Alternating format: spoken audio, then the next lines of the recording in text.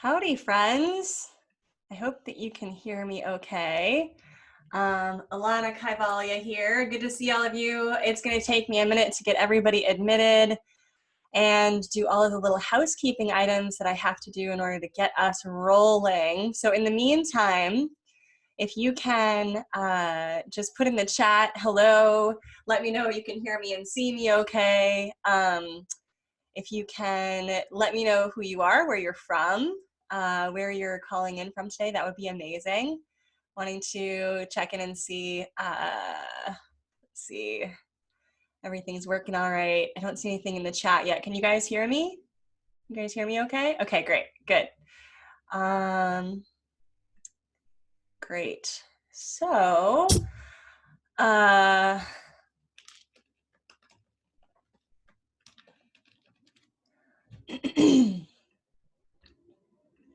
okay. Caitlin's from Brooklyn. Caitlin, you're just down the street from me. I'm in Long Island City. Awesome to have a fellow New Yorker here. Jamie's from Kentucky. Kentucky's one of my most favorite places on the planet. Robin from the Bronx. A lot of New Yorkers in the house today. Karen says I look great. Thanks, guys. Appreciate that. Andrea from Michigan. Another Karen from Cornwall, New York. Renee from Southwest Florida. Lisa from Memphis, and Rachel from Illinois. All right, you guys. Again, it's going to take me a few minutes, and as usual, I have the most ghetto setup ever. My computer is on top of my sextant, which is a nautical device one uses for sailing. Don't get that confused with anything else, which is on top of my meditation seat, which is wooden, which is on top of a trash can. So that's how we're rolling today. It's totally real, which is why you might see it wobbling a little bit as I reach over the computer and make things happen. So I'm gonna do a couple of more housekeeping things here, let a few more people filter in, and then we'll get started. But I wanna first welcome all of you and say thank you for being here.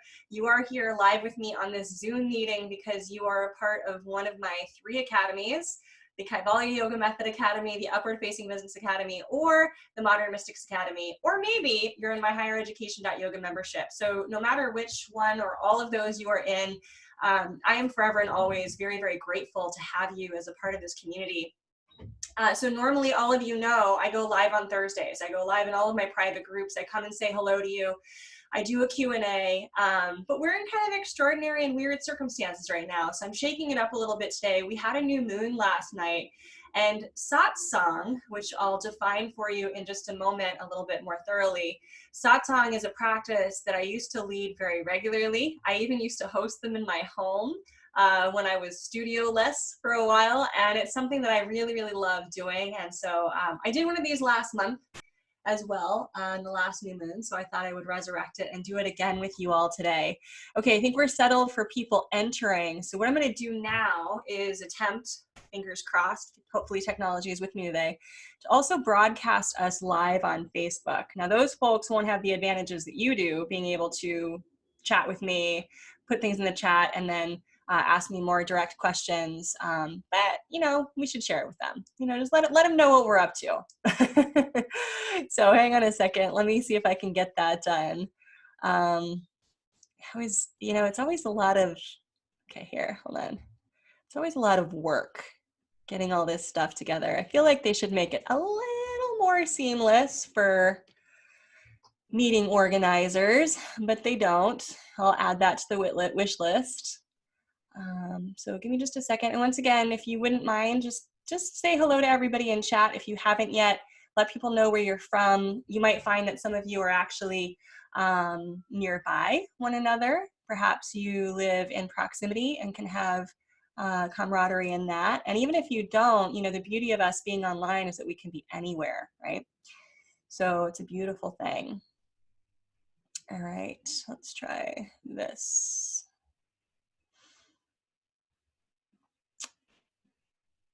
Don't worry, I haven't forgotten about you. It's just 19 things that I have to do to make all this work. And hopefully it works over here too. Whoops, I think I just gave you guys a good view of my, hang on a second. My bed. We are in my bedroom as well. Let me move you back a little bit. We're gonna try to go on Instagram too. It's a lot. Okay. I think we're doing it. All right. See if this works.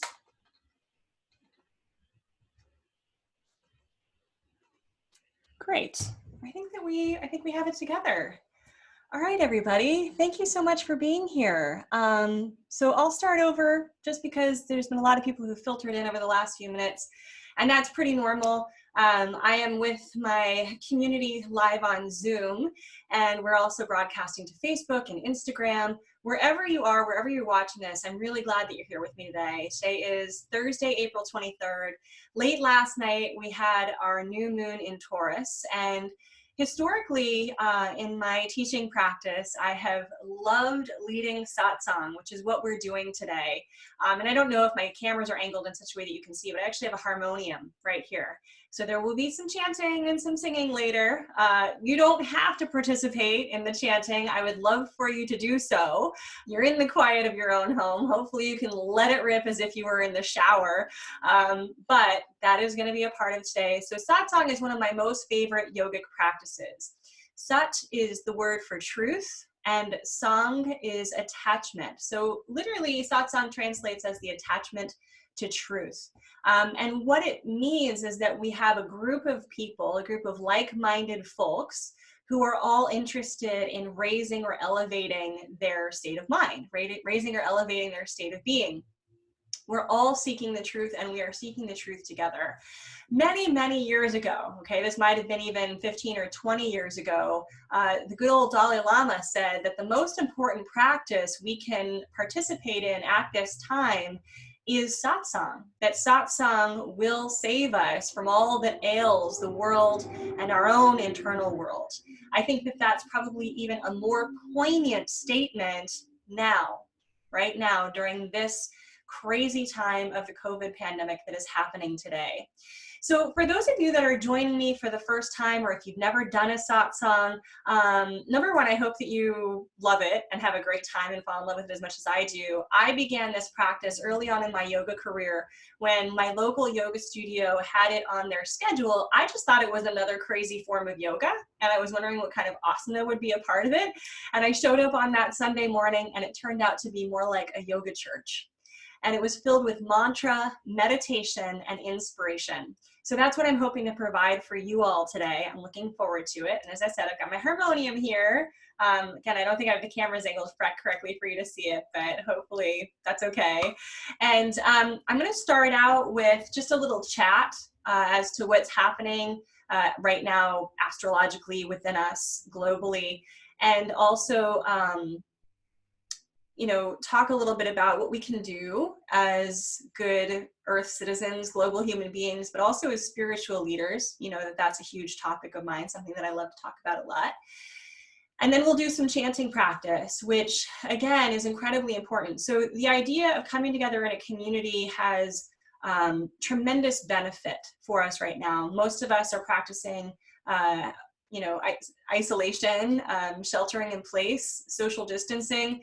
So we don't have the ability to work with our normal coping mechanisms in times of stress or trauma, which would be to gather with people that we love, right? We have to do it a little bit differently. And actually doing it is one of the things that will save us. Being in community like you and I are in right now is going to help reduce stress. It's going to help alleviate the symptoms of social distancing and home isolation by drawing stress levels down, by increasing your resilience. And these things are so important. We know that high stress levels damage our immune system, wreaks havoc with our hormonal system. There's a lot of negative effects from having too much stress, and this is just a stressful time. So I'm not going to sugarcoat anything for you. I'm not going to tell you to stick your head in the sand and ignore what's happening now. In fact, the message that I was really thinking on that I think is most important today is that we be able to, even in these crazy circumstances, to say yes to life, to say yes to our life, to say yes to the circumstances as they are. And I know that there's a ton of resistance happening, and there is, a great loss of our old normal, and old meaning only like 3 or 4 weeks ago. And the things that we were doing a month ago are things that we can't necessarily participate in now. So we all feel increased stress. We're all in a kind of grieving process. And so those are the things I wanted to address and talk about today. I'm hoping that as I talk about this and discuss this with all of you, that you will also share this wisdom, share this message, share this concept, these ideas with the students and the people that you're working with. Or if you're not actively teaching in any way right now, with the people that you are socializing with in other forms that you're living with. I'm hoping that it's something that will help everybody, all right? So I've been talking for the last 2 weeks about the Kosha System, which is the layered system of the body. Yoga, psychology has a couple of different ways of looking at the psyche, looking at the body, mind, spirit complex. One way, of course, is the chakras, which we all know and love, and I talk about that a lot too. But the other way is these are the koshas, which are these 5 different layers, and how the innermost layer, if it is imbalanced, will then have a reverberating effect on the layers outside of it. And one of the most deep imbalance experiences that we can have is the experience of disconnection. And a lot of us are in peril of feeling disconnected right now. In fact, what I would love is for those of you with me on Zoom, if you would just raise a hand and let me know if you have in the last few weeks at all experienced any feeling of disconnection as a result of what's happening now. So all my Zoom participants, almost everyone that I see is raising their hand. Yeah, it's not uncommon. And what I want to tell you is that you are not alone. One of the ways that we address this feeling of disconnection, which of course disconnection is the most antithetical state to yoga, right? Yoga literally means to connect, to bring together. So when we're feeling a state of disconnection, we are not yoga. And we want to feel a state of yoga, which is not just a state of connection to other human beings, but it's truly a state of complete connection within our psyche, that we have access to the wisdom from our higher psyche, that we have access to the deep wisdom from our unconscious, that all of these things are working and coming together to bring us closer as much as possible to our highest aims, our highest goals, our highest state of living, our fullest potential. One of the ways that we treat, address, work with disconnection in yoga is satsang and mantra or chanting. Guess what we're doing today? Both of those things, yay! So we're directly addressing the actual side effects that are occurring as is happening with social distancing, right? Now, this is really important for you to recognize, right? I'm not the harbinger of the ability to be able to do this. You all can create connection and do this kind of work with all of your students and clients. And it's important that you do that because I want you to step into spiritual leadership. People need it so badly right now. Our medical and health professionals are on the front lines of the physical effects of this virus, right? We can't do what they do, right? Unless you are a nurse, doctor, health practitioner, right? Then you can. But for the most part, when we're spiritual leaders, yoga teachers, we have a different way in which we help. Okay, we can help on the spiritual and emotional levels. That's really where our magic lies. And we have a spiritual and emotional crisis happening within people right now.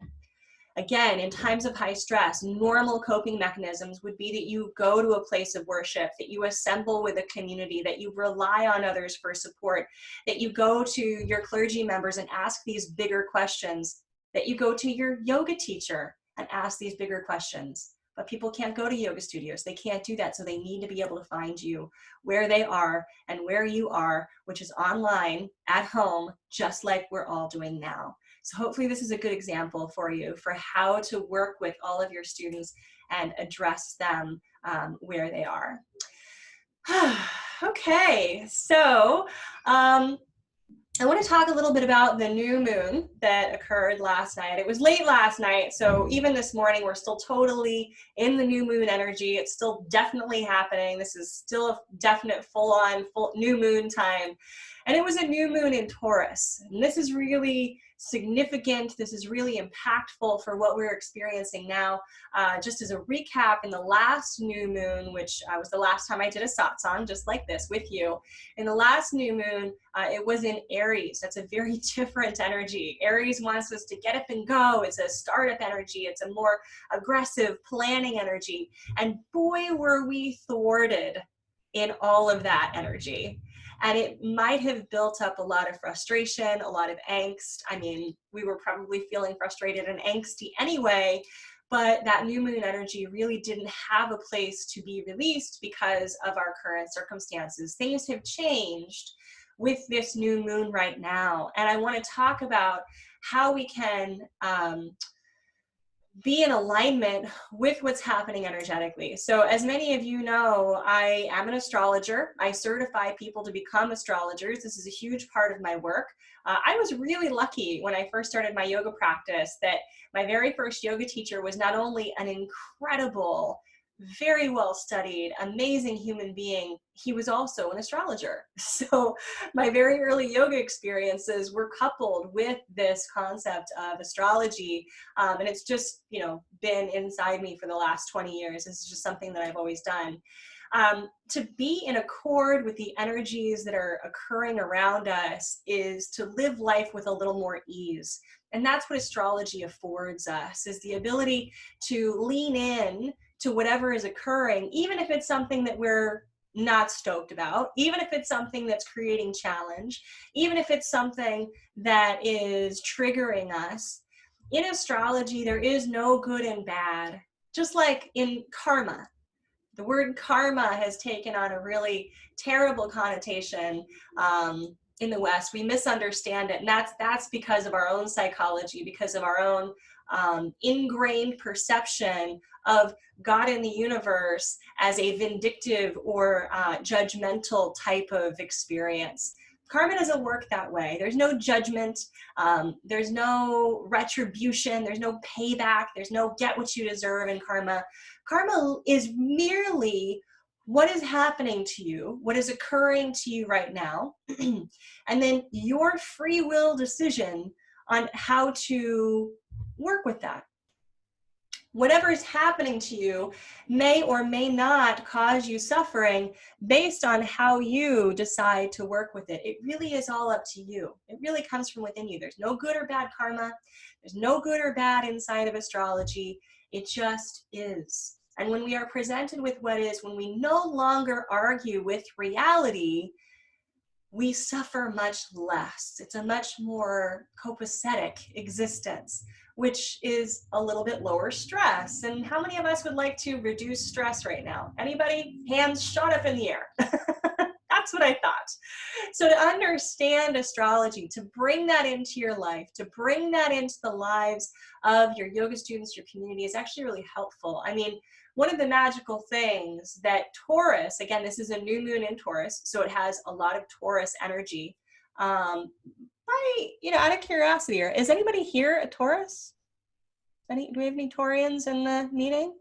I don't see any hands raised. Okay, but maybe if you're not on video, and it's not required that you be on video, you can put in the chat if you are a Taurus. And if you are, happy birthday. But Taurus energy is very earthy energy. It is an earth sign. It's a very rooted sign. It's a sensual sign. I don't mean that in like a sexy way. I mean literally of the senses. Literally, Taurus wants to feel things. It wants to feel nice materials on its skin. It wants to put its actual bare feet in the dirt. It wants to feel the sensation of sunlight and breeze on its face. It wants to mold things or create things with its hands. It's a very tangible, physical, grounded energy. So that's important for us to know. Taurus is earthy. Now, yesterday was Earth Day. Yay! And Taurus is also ruled by Venus, the goddess of the sky, who wants us to open our hearts, who wants us to love a little bit more, and who encourages us to prioritize our relationships over other things. Now, I read a quote this morning as I was thinking about this satsang, as I was wondering what to present to you, which I have to be honest, I'm a little bit vulnerable. There are a million things I could talk about. There are a million things I want to talk about. I also know that there are probably a million things that you want to hear right now. So settling on one thing and hoping it was the right thing produced some anxiety. It made me once again recognize the importance of the work that we do and the work that we do together. And this is a relationship. And just like I'm cultivating this relationship with all of you, I encourage you to fall into this Taurian and Venusian energy and cultivate relationships with those that you love and with the students that you work with. This quote that I read this morning in preparing, it was really interesting.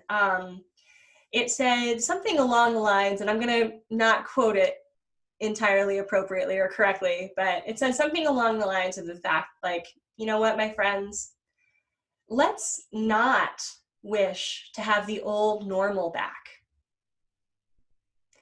The old normal actually wasn't really that normal anyway. It was high stress, high pressure, high energy. It was fairly destructive to the environment, which we've now, I think, had a major eye-opening to with seeing how the environment is thriving because of what's occurring with the pandemic. It was a disconnected old normal. Often, I live in New York City, so I'm certainly guilty of this, prioritizing business over friendship, going out to dinner and putting your cell phone on the table as opposed to really connecting with the people that you're around. I'm actually hearing from a lot of you, my community members, how, and I'm not glossing over or rejoicing in what's happening now. This is a very difficult situation. What I am doing is trying to highlight some silver linings here that I think maybe we can lean into, grasp onto, make a part of our daily existence. I am hearing from my community that actually you've appreciated slowing down. I appreciate it too. I'm hearing from my community that actually you feel in some ways more connected to people because I don't know about you, but I'm getting like texts all day long from people checking in with me because I live in New York, right? People I haven't heard from them in a long time. I'm doing lots of Zoom calls with my friends. I'm doing little happy hours with my friends. I watched a Netflix show with my mother via Zoom last weekend. I've never done that, and it's not that I couldn't have, it's just that suddenly now we want to be closer to people and we're prioritizing that. Those of us who are out of work, obviously that is a difficult and terrible situation. One of my closest friends is out of work and he can't stop telling me how grateful he is now to have the time to do the things that he's been putting on the back burner, to resurrect the projects that he's put off, to have time to explore what his heart really wants to pursue. And again, I'm not glossing over or making light of what is a very difficult situation. I'm pointing out the things that are being revealed as a part of this experience and hopefully perhaps giving permission or encouraging you to choose some of these things as your normal going forward. I think there are things that we may never want to return to. I think there are things that we may never want to pick back up. I heard an interview with a science yesterday, a climatologist, one who is, of course, on the front lines of climate change, which is real and happening. And she said, we can plot things like this in our lab. We've plotted what it might do to the environment to take passenger cars off the roadway. We could never have imagined that we would have a real world scenario to show us how that would actually impact the environment. We never could have imagined that we would have a real world scenario that asked people to change their habits that are harming the environment. We never could have imagined it. I think a lot of things that we never could have imagined are happening now. And so while we are in this challenging situation, while this is occurring, and experts do say that this is going to be happening for a while, that there isn't going to be a light switch that just turns us back on so we can go back to the old normal, that we have this opportunity to put ourselves in the way of the things that make us feel more connected, in this Taurian way, in this grounded way, in this feeling way, in this earthly way. It's something that we've gotten away from. Astrology helps us to do that. Astrology allows us to live more in accord with nature, right? And this is how people lived for hundreds of thousands of years, guys. So my PhD is in mythology and psychology, having a look back and also at the present, how people behave, their belief systems, what they believed, why they believed it, how those beliefs have evolved over time. I can tell you with 100% confidence that the origination of all belief systems began in the natural world. And most of them began with the movement of the sun and the moon. So honoring a day like today, noticing that it's the new moon. Oh, I saw another scientific report that astronomers are having a field day because there's a lot less light pollution. We can actually see the stars. In New York City, I can actually see the stars right now. This is an amazing benefit of what is happening now in what is otherwise a really challenging situation, okay? So I think looking for these silver linings can help to relieve stress. I think seeing where we might want to adopt some of these things that are happening now into our new normal will alleviate stress. And I also do want to talk about grief. Grief isn't sexy. It's just not. I'm sure that all of us at some point have experienced the loss of a loved one. For those of you that are in my inner circle here, you know that I lost my father on February 1st. It's very fresh, it's very new, and then we tumbled right into this, and it's been quite the emotional journey for me. But I'm not alone. A lot of people are confronting loss at this time, and whether that be loss of a human being, loss of an old way of living, loss of a career, loss of financial security, there's a lot of loss happening. And that's real.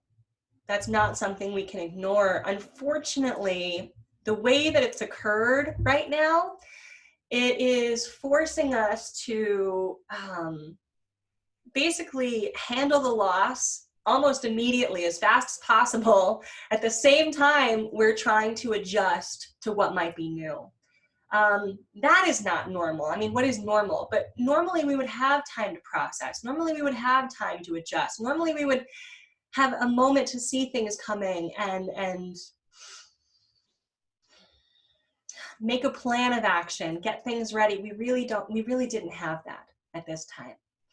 So I want to just give us a moment and some permission to address what we might be grieving, what we might be losing. And again, this is an appropriate time at the new moon where the new moon is designed for us to cultivate something new, which is what I've been talking about, right? Finding those silver linings, the things that might be a part of our new normal that we want to keep, but also releasing the old. Because you have to release the old in order to cultivate something new. That's just, basic laws of the universe. So I want us to release that. I want us to have a moment to grieve and to process that.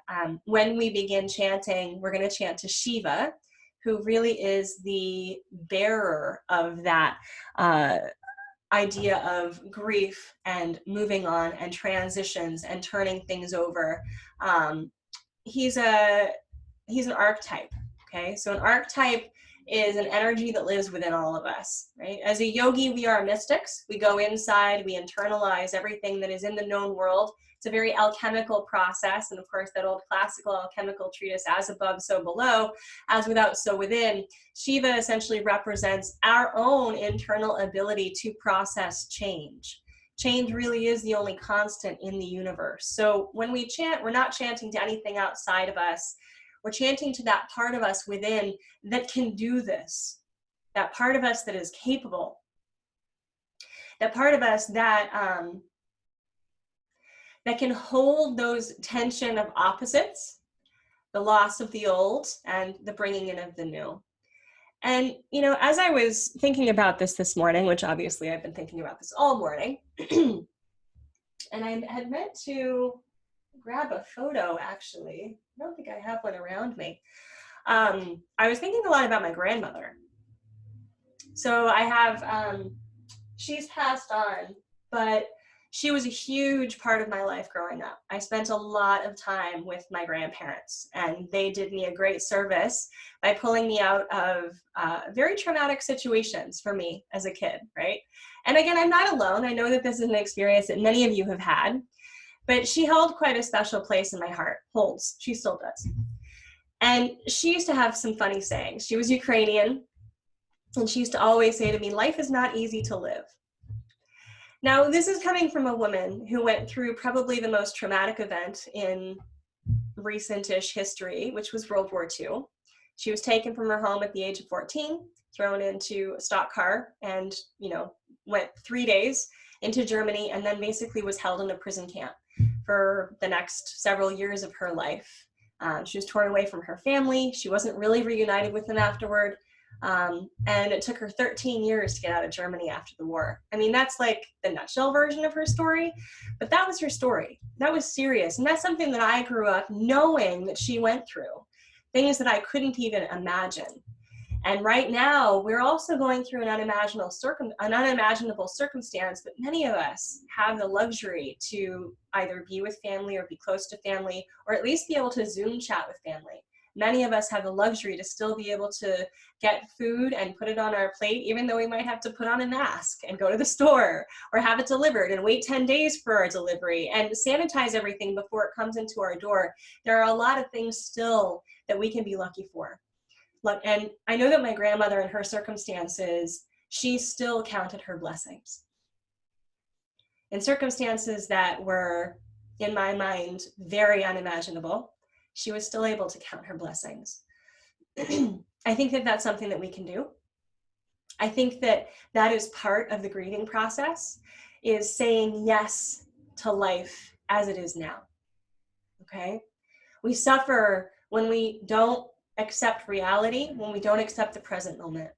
We suffer when we try to reminisce about the past, hold on to it, or reclaim it.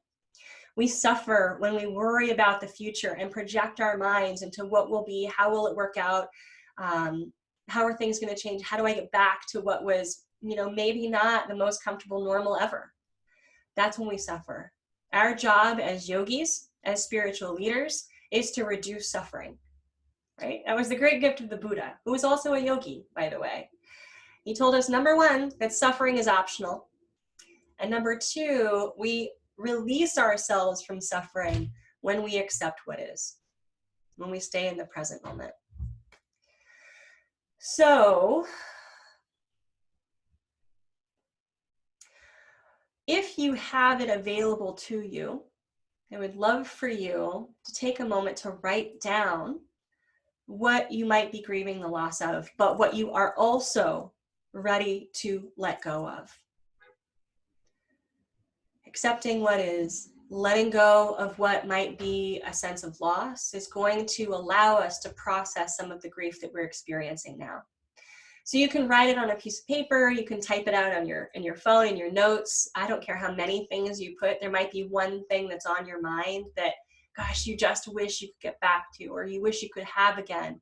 And allow yourself, as you write this thing down, to embrace the idea of releasing it, of letting it go, of being okay without it, of accepting your life as it is now, saying yes to this life. That's very Taurian, saying yes to this life, enjoying, appreciating, being grateful for what you have at this moment, counting the things that you have currently. Again, Taurus is ruled by Venus, our great goddess of the sky, who wants us to prioritize relationships, not just the relationships we have to others, but the relationships that we have to ourselves. So when you make your list, if it is on a piece of paper, and perhaps later you would transfer it to a piece of paper if you're typing it out now, a very powerful ritual that you can do, you can't do it with me here, but you can do later on your own, is actually to safely, very safely, burn that piece of paper. Shiva's element is fire, and it allows us to process. And there is a psychological thing that happens when we burn something that the psyche gets the memo that we are releasing it, that we are processing through it. So it's just a nice way to talk back to the unconscious, which again, when we create this communication system between all the parts of us, that's when we create yoga. And ultimately, that's what we want to be, and that's where we want to be. So Jen says her father also died on February 1st. Oh my goodness, Jen, that's quite a thing to have in common. And I'm sending my condolences out to you. Thank you guys for the comments here. I'm gonna give you just another moment to type out or write out some things that you're ready to release and let go. And then we're gonna move and transition into our chanting practice. So as I said, and I'm gonna type this in the Zoom here. Oh, it keeps auto-correcting. So that's the lyrics of our chant, in case you're not familiar with it. Om Namah Shivaya. So Shivaya is merely Shiva, and that is, again, the energy that we are cultivating today. That energy of release and surrender, and being able at the same time, right, holding that tension of opposites as we release and surrender, to embrace and say yes to our life as it is happening now. And choosing the things that we want to cultivate in alignment with that Taurus energy of connecting sensual, not sexually, but sensually, to the things that make us feel good, and prioritizing our relationships. I think these are really good lessons for us. So Om Namah Shivaya. So Shiva is that energy of release and surrender. It is within all of us. And when we chant to that, we are trying to connect to that energy that does reside within. Nama is name, and the name of anything in Sanskrit holds great power. In Sanskrit, there is a principle called nama rupa, which means name is form. So when you chant the name of something in Sanskrit, you are literally bringing it into form. It's a power of manifestation. It's pretty good stuff. And then Om, of course, is our favorite song. Om is Om. So Om Namah Shivaya. Now, before we begin, and again, this, you are all in hopefully a fairly comfortable place where you are. There will be a point during our chanting today that I will invite you to lie down in a shavasana. If that is not available to you, no problem. You can stay seated and stay where you are.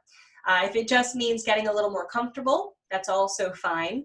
So lying down is not required. I want you to do you, but I will, throw that out there as a thing in order to let what we've cultivated today in our talk and in our chanting percolate and settle in a little bit. And during that shavasana, I will sing to you. Why not? Everybody likes a lullaby. So Om Namah Shivaya. There's no rules here, guys. You can just listen, close your eyes, and enjoy. You can sing with me.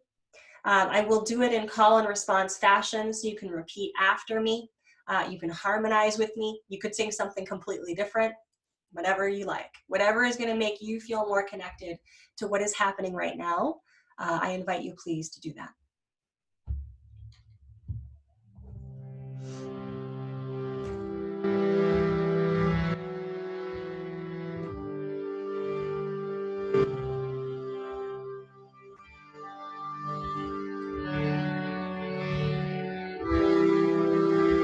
That's the harmonium. If you guys are unfamiliar with that sound or wondering why I'm looking down suddenly, it's like a tiny piano or an accordion shoved into a box, if you're not familiar with the instrument.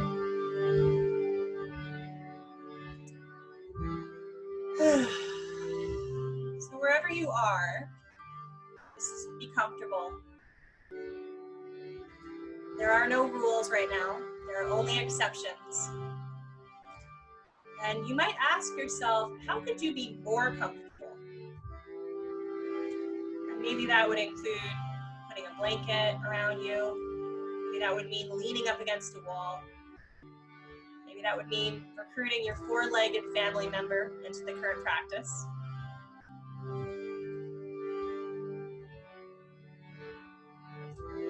Watch the breathing. Aside from being very powerful emotionally and spiritually, chanting is also very powerful for our respiratory system. It's a form of pranayama.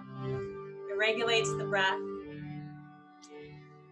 It enlivens the heart chakra. All good things.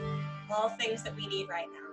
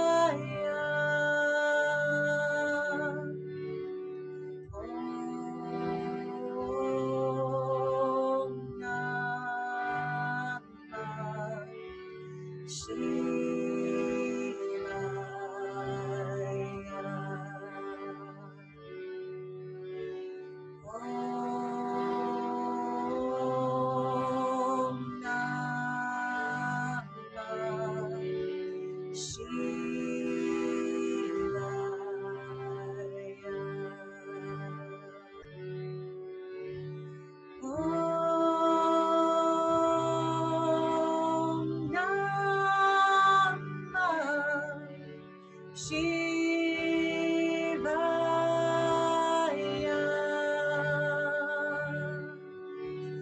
Om Namah Shivaya.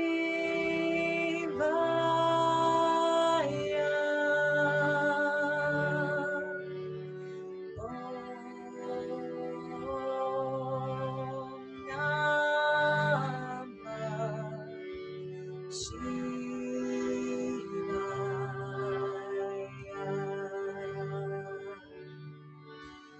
Om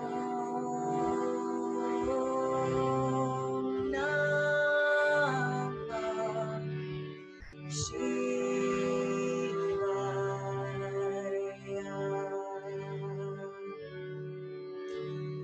Om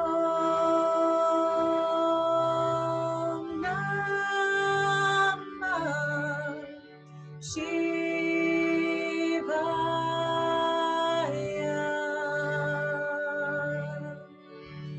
Om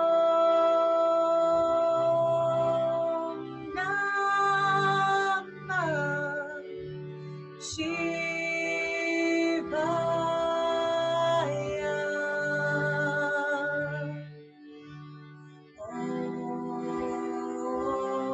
Om Namah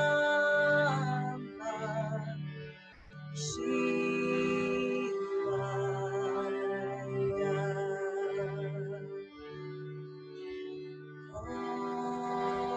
Om Namah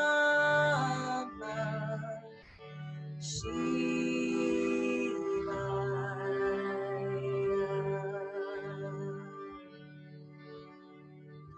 So wherever you are, make yourself more comfortable. And if it is available to you, come to relax in Shavasana. As you do so, hold in your heart and in your mind the spirit of this particular pose. This is the pose of the corpse. Our opportunity to let go, our opportunity to let pass on things that no longer serve us, and you have committed to that practice today. There is a surrender, there is a release, and ultimately in that surrender and that release, there is freedom.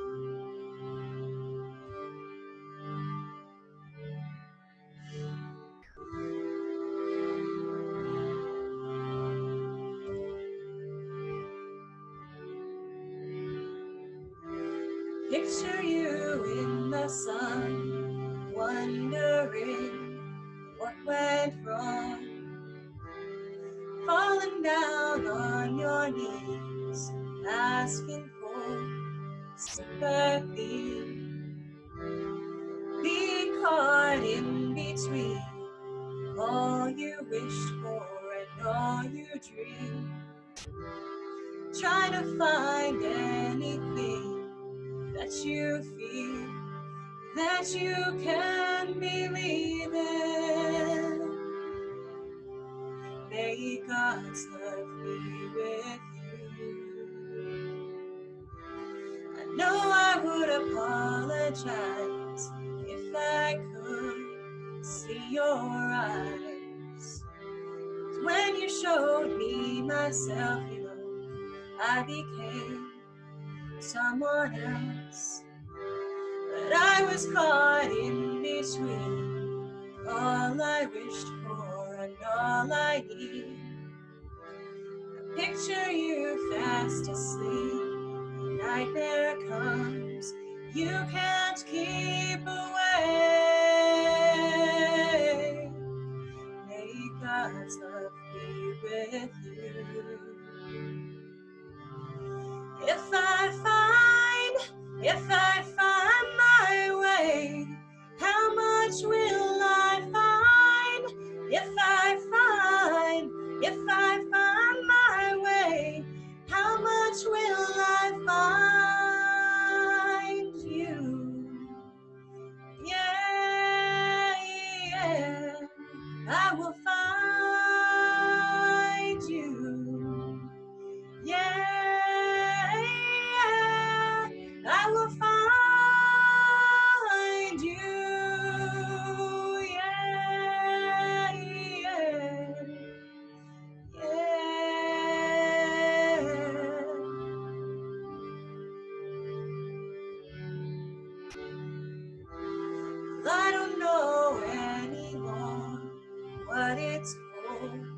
I'm not even sure if there is anyone who is in the sun. Will you help me to understand that I've been caught in between all I wished for and all I need? Maybe you're not even sure what it's for any more than me. May God's love be with you. If I find my way, how much will I find? If I find my way, how much will I find you? Yeah, yeah, I will find you. Yeah, yeah, I will find you.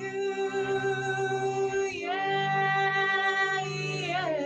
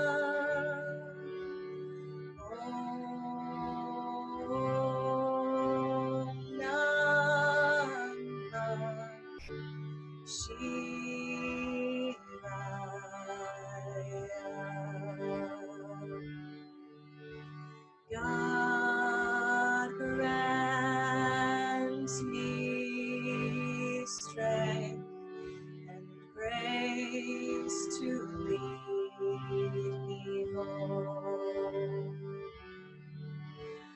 God grant me strength and grace to lead me home.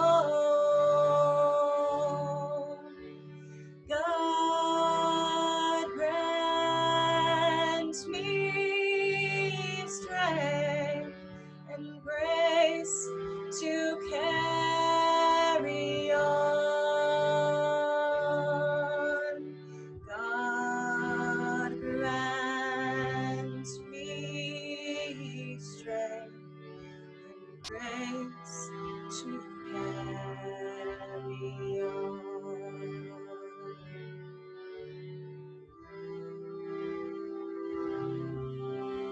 God's love be with you always and always.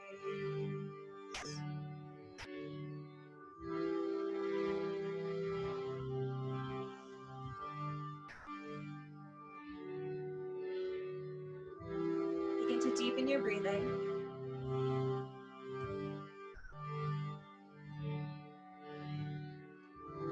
Draw the breath into the fingers and into the toes.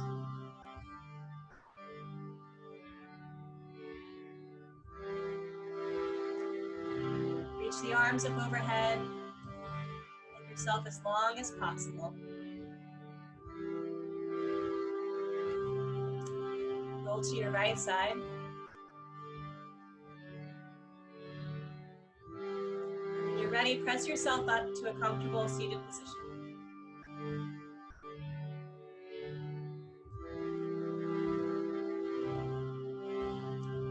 Place your right hand over your heart.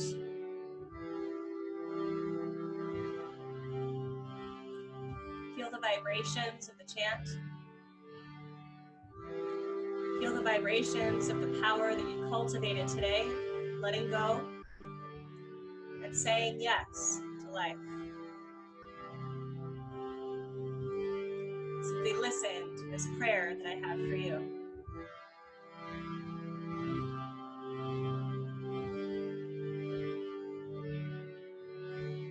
God grant me strength and grace to lead me home.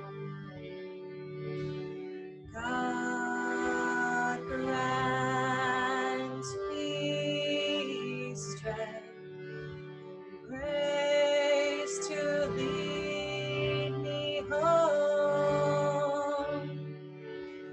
God grant us all strength and grace to carry on. God grant us all strength and grace to carry on. God grant you love, love, love, love.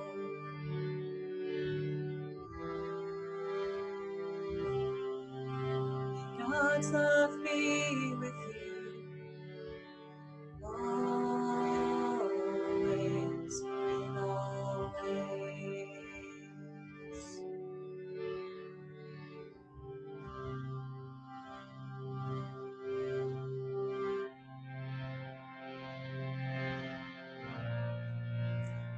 To close our practice out today with the sound of Om.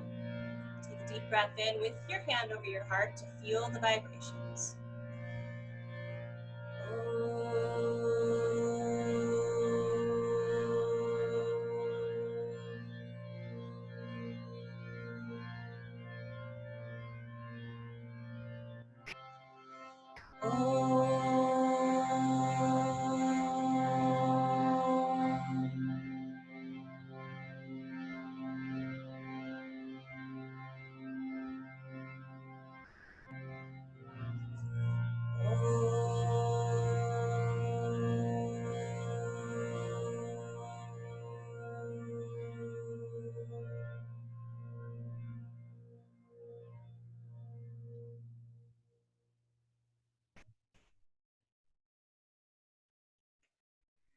Don't miss those vibrations.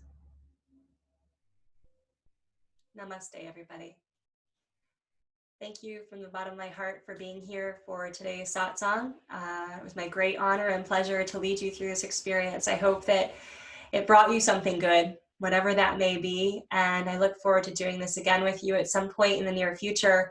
Until then, please take care of yourselves. Please take care of each other. Remember to be with what is. Remember to say yes to your life as it's happening now. I have always been here for you. I am here for you, and I will continue to be here for you as we navigate this new normal together. So thanks again for being a part of my community. It means the world to me. I love you very much, and I will talk to you again soon. Bye, everybody.